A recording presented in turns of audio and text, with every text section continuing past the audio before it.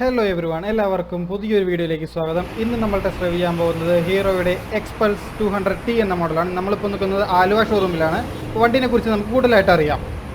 ചെയ്യില്ല, ചെയ്യാമോ, ചെയ്യണമോ, ചെയ്യാം, ഫിക്സ്.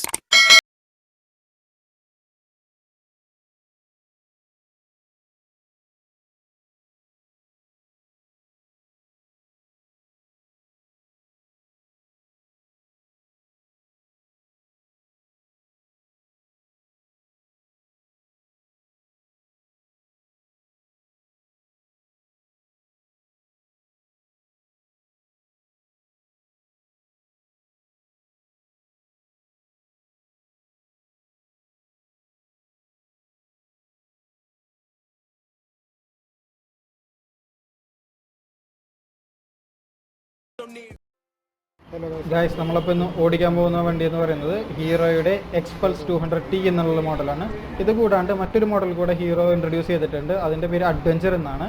അപ്പോൾ നമുക്ക് എന്തായാലും 200Tനെ കുറിച്ച് നോക്കുകയാണെങ്കിൽ T ഫോർ ടൂറിംഗ് എന്നതുകൊണ്ടാണ് അവർ ഉദ്ദേശിക്കുന്നത്. ഒരു ടൂറിംഗ് ഓറിയൻറ്റഡ് വെഹിക്കിളായിട്ടാണ് അവർ കൺസിഡർ ചെയ്തിട്ടുള്ളത്. ഇതിൻ്റെ പർപ്പസ് എന്ന് പറയുന്നതും ടൂറിംഗ് തന്നെയാണ്.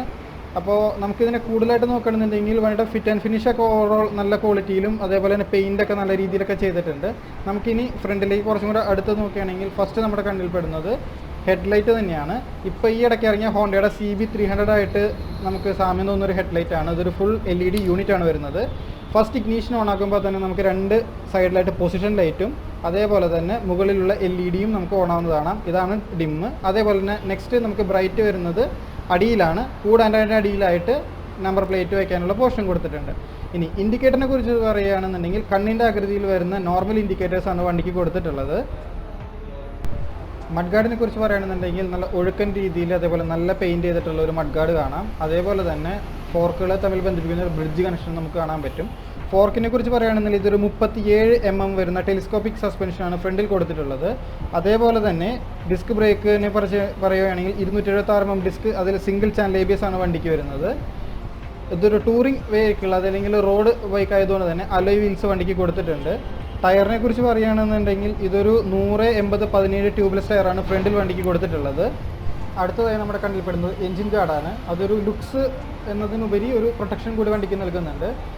എക്സോസ്റ്റ് പൈപ്പിനെ കുറിച്ച് പറയുകയാണെന്നുണ്ടെങ്കിൽ ഒരു ടൈറ്റാനിയം ഫിനിഷുള്ള ഒരു എക്സോസ്റ്റ് പൈപ്പാണ് വണ്ടിക്ക് വരുന്നത്. കൂടാണ്ട് അതിനോട് ചേർന്ന് ഒരു ക്രാഷ് ഗാർഡും കാണാവുന്നതാണ്. ഇതൊരു 199.6 cc air cooled 4 stroke 2 valve single cylinder OSC എഞ്ചിനാണ് വണ്ടിക്ക് കൊടുത്തിട്ടുള്ളത്. ഇതിൻ്റെ പവറിനെ കുറിച്ച് പറയുകയാണെന്നുണ്ടെങ്കിൽ 18.4 PS അറ്റ് 8000 RPM അതേപോലെ തന്നെ ടോർക്ക് 17.1 Nm 6500 RPM വണ്ടി പ്രൊഡ്യൂസ് ചെയ്യുന്നത്. ഒരു കാർബറേറ്റർ ഫ്യൂൽ സിസ്റ്റമാണ് വണ്ടിക്ക് വരുന്നത്. ഇലക്ട്രിക് സ്റ്റാർട്ടിനൊപ്പം തന്നെ കിക്ക് സ്റ്റാർട്ടും നമുക്ക് വണ്ടിയോടൊപ്പം അവൈലബിൾ ആണ്. ഫുഡ് റെസ്റ്റ് അതേപോലെ ഫിറ്റ് ആൻഡ് ഫിനിഷ് എല്ലാനും വളരെ നല്ല രീതിയിൽ തന്നെയാണ് ഹീറോ വണ്ടിയിൽ ചെയ്തിട്ടുള്ളത്. വണ്ടിയുടെ സൈഡിൽ നോക്കുകയാണെങ്കിൽ പിയാനോ ബ്ലാക്ക് ഫിനിഷിൽ 200T എന്നുള്ള ബാഡ്ജിങ് നമുക്ക് കാണാവുന്നതാണ്. ഫിറ്റ് ആൻഡ് ഫിനിഷിനുള്ള ഹീറോ വളരെയേറെ ഇമ്പോർട്ടൻസ് കൊടുത്തിട്ടുണ്ട്. ബാക്കിൽ വരുന്ന ഗ്രാബ് റെയിലിനെ കുറിച്ച് പറയുകയാണെന്നുണ്ടെങ്കിൽ ഒരു ടൂററിനെ അനുസ്മരിപ്പിക്കുന്ന ഒരു ഡിസൈനാണ് വണ്ടിക്ക് വരുന്നത്. ഒരു ഹാർഡായിട്ടുള്ള സീറ്റാണ് വണ്ടി കൊടുത്തിട്ടുള്ളത്. ടാങ്കിനെ കുറിച്ച് പറയുകയാണെന്നുണ്ടെങ്കിൽ 13 ലിറ്റർ ടാങ്കാണ് വണ്ടിക്ക് വരുന്നത്. ഗ്രാബ് റെയിലിന് താഴെയായി സീറ്റ് ഓപ്പൺ ചെയ്യാനുള്ള കീസെറ്റ് നമുക്ക് കാണാവുന്നതാണ്. ഇനി സീറ്റ് ഓപ്പൺ ചെയ്യുകയാണെന്നുണ്ടെങ്കിൽ നമുക്ക് അതിലൊരു USB ചാർജർ കാണാവുന്നതാണ്.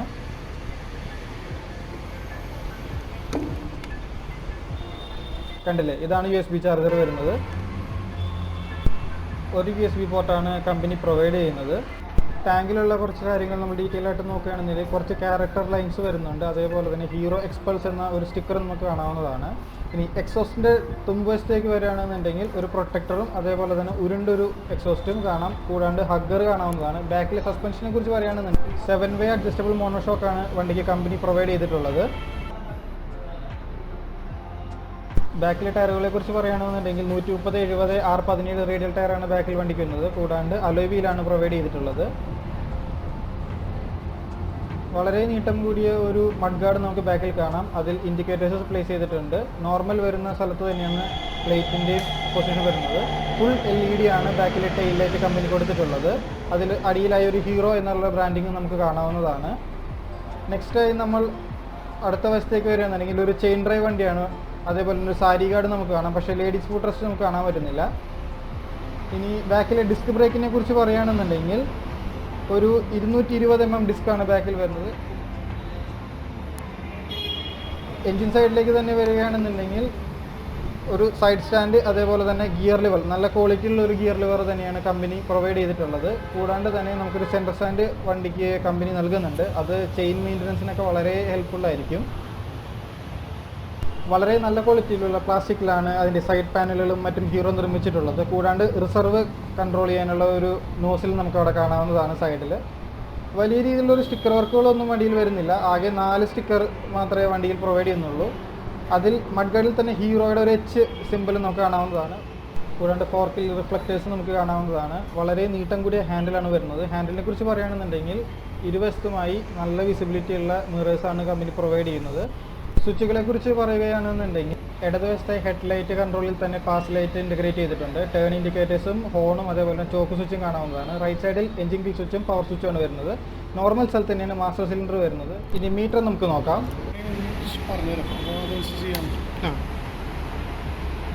ഒന്ന് സർവീസ് ഇൻഡിക്കേഷൻ ഉണ്ട്, ഡ്യുവൽ ട്രിപ്പ് മീറ്റർ ഉണ്ട്, പിന്നെ ഗിയർ ഷിഫ്റ്റ് ഇൻഡിക്കേറ്റർ ഉണ്ട്, ട്രിപ്പിൽ 1 2, പിന്നെ അതിൻ്റെ ആവറേജ് കാണിക്കും, ഇവിടുത്തെ ടൈമും കാണിക്കും.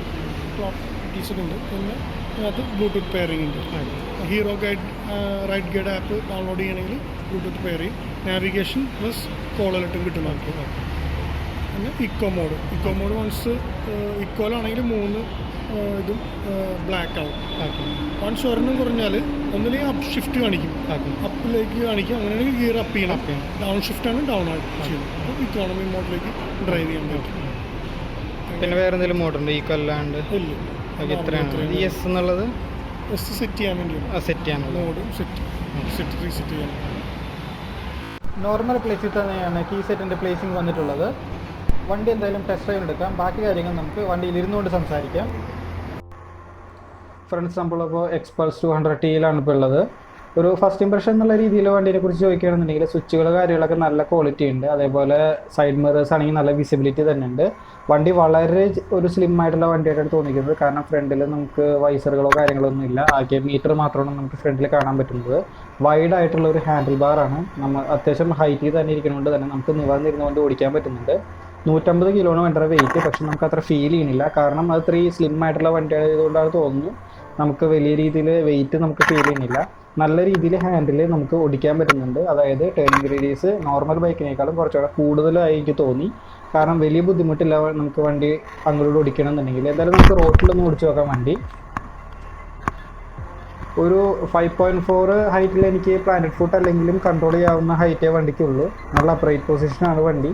എനീറ്റൊക്കെ നിന്ന് ഓടിക്കണം എന്നുണ്ടെങ്കിൽ വലിയ പ്രശ്നങ്ങളൊന്നും നമുക്ക് തോന്നുന്നില്ല. ആകെ എനിക്ക് വലുതായിട്ട് ഇഷ്ടമാവുന്നത് അതിൻ്റെ ചോക്കിൻ്റെ സ്വിച്ചാണ്. കാരണം അതൊരു ആഫ്റ്റർ മാർക്കറ്റ് സ്വിച്ചിൻ്റെ ഒരു പ്രതീതി എനിക്ക് ഉണ്ടാക്കുന്നുണ്ട്. നല്ല പ്രോഗ്രസീവായിട്ടുള്ള ഒരു ബ്രേക്കിംഗ് ആണ് വണ്ടിക്ക് വന്നിട്ടുള്ളത്. ജസ്റ്റ് ടാപ്പ് ചെയ്യുമ്പോൾ തന്നെ നമുക്ക് വണ്ടിയുടെ ബൈറ്റ് അറിയാൻ പറ്റുന്നുണ്ട്. ഈ വണ്ടി ഒരു സിംഗിൾ ചാനൽ ABS ആണ്. പിന്നെ ഒരു പ്യുവർ 200cc വണ്ടിയുടെ പവറൊന്നും വണ്ടി പ്രൊഡ്യൂസ് ചെയ്യണില്ല.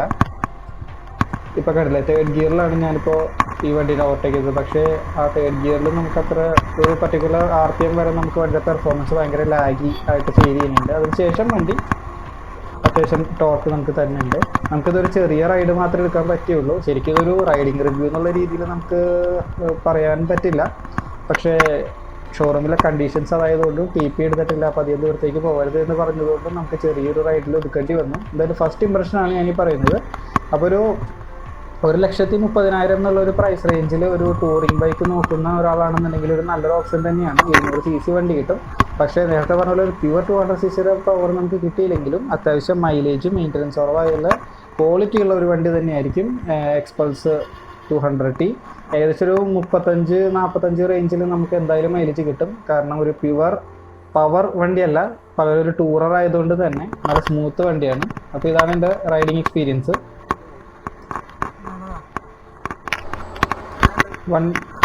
വണ്ടിയുടെ ഒരു ഓവറോൾ ഒരു എക്സ്പീരിയൻസ് വയ്ക്കണമെന്നുണ്ടെങ്കിൽ ഞാൻ സാറ്റിസ്ഫൈഡ് ആണ്. പക്ഷേ അത് എത്രത്തോളം ടൂറിങ് എബിലിറ്റി ഉണ്ടെന്നുള്ളത് നമുക്ക് ഹൈവേയിൽ ഇറക്കിയാൽ മാത്രമേ അറിയാൻ പറ്റുള്ളൂ.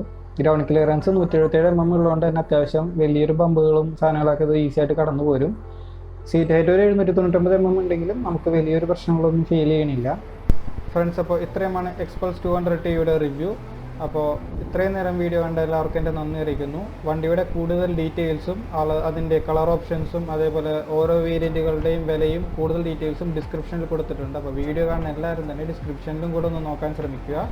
അപ്പോൾ അടുത്ത വീഡിയോയിൽ കാണുന്നവരെ എല്ലാവർക്കും നന്ദി.